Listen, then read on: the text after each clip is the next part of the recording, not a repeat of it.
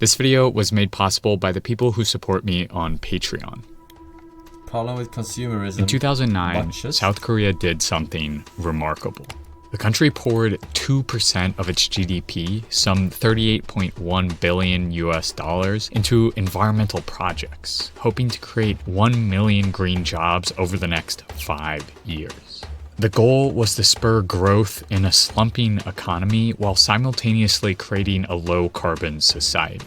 In one sense, the plan worked. South Korea's economic system did eventually recover, but in a more important sense, the plan failed.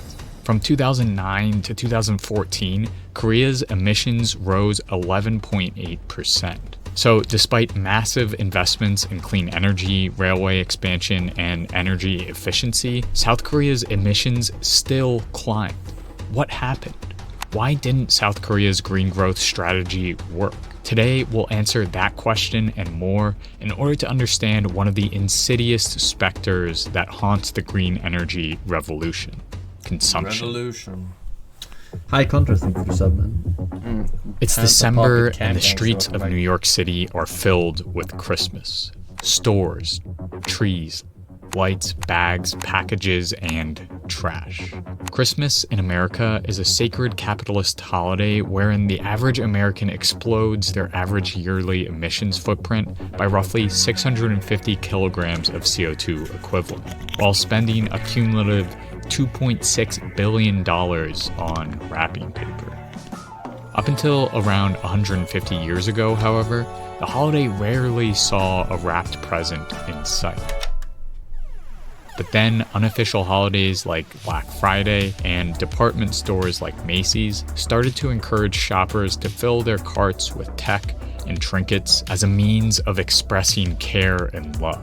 Now, Christmas shopping epitomizes the consumer experience in the United States. It's driven by a complex mix of personal desire, social pressures, status signaling, stress, and propaganda that work in many instances not to increase personal well-being, but to pad the pocketbooks of corporations. Advertisements on Instagram and billboards in Times Square bombard us with visions of what we could be if only we had that watch or phone, which locks us into a world where, in order to find happiness or comfort or political change, we need to buy stuff. But a range of studies consistently found that once a person's needs are met, extra consumption does not increase their well-being. And buying new phones, clothes, and gadgets all have an environmental price tag. Despite the fact that 100 companies were found to be the root cause of 70% of global emissions, the reality is that the people using those companies' products and burning their fuel are us.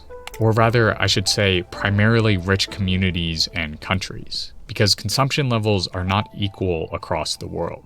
The average American uses over 100 times the energy as someone from India. And if everyone in the world were to live in the same way the average German does right now, global emissions would double. So as those in rich countries gorge on luxury items and the newest tech, they use energy and emit at much higher rates than countries in the majority world, which often are the ones feeling the brunt of climate. That doesn't say that much though. If everyone were to live as Germans do, it would double. Like, I have no idea how shitty people live in 90% of the world, exactly how much energy they consume. It's not a good fucking... Like, they could be living very modest and it would still double because people live so fucking shit in a lot of the world, right? In terms of energy consumption. So it's a really poor comparison. Climate disasters. The blame for overconsumption should not and cannot be placed solely on individuals. Companies and corporations have a vested interest in making you buy more stuff, because if they don't, they go bankrupt, which is why they slap green labels onto their products and advertise everywhere. Indeed, the whole idea of a personal carbon footprint is a propaganda campaign created by the fossil fuel giant BP. The move allowed them to lock in decades of fossil fuel use by turning the attention away from their complicity in climate change and instead blaming the individual for not living a low-carbon lifestyle or not buying the right thing.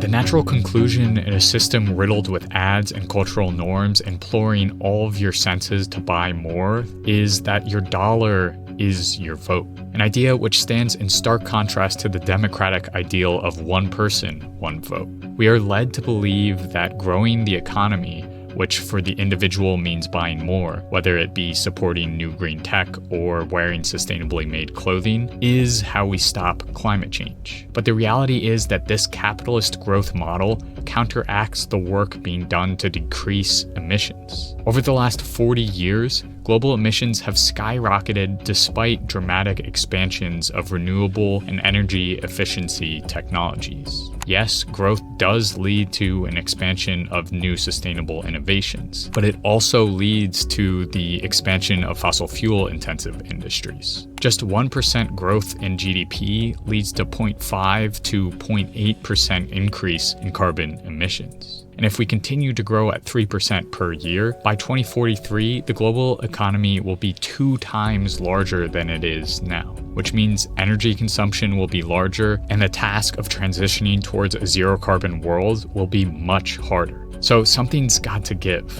and that something is consumption in rich countries. The unfortunate reality is that expanding zero-carbon technologies to meet global energy demands, or what's known as decoupling emissions from growth, will be an extremely difficult task. A task that South Korea attempted back in 2009 and ran headfirst into the consequences I will donate videos trying to push my political opinions and agenda on a chat filled with autists and shitposters. Peppy laugh. Minus 10, by the way. Yeah. growth center. Yeah, everyone is just trying to push their personal ideology all the time. That's why I just simply don't care about the environment. I don't care about politics. Just fucking live your own life, man. Economy. The reason why South Korea's emissions still rose 11.8% over 5 years is that their total energy consumption outpaced renewable installation and energy efficiency projects. So the emissions they saved with green technology were nullified by their overall increase in consumption levels. So then what options do we have?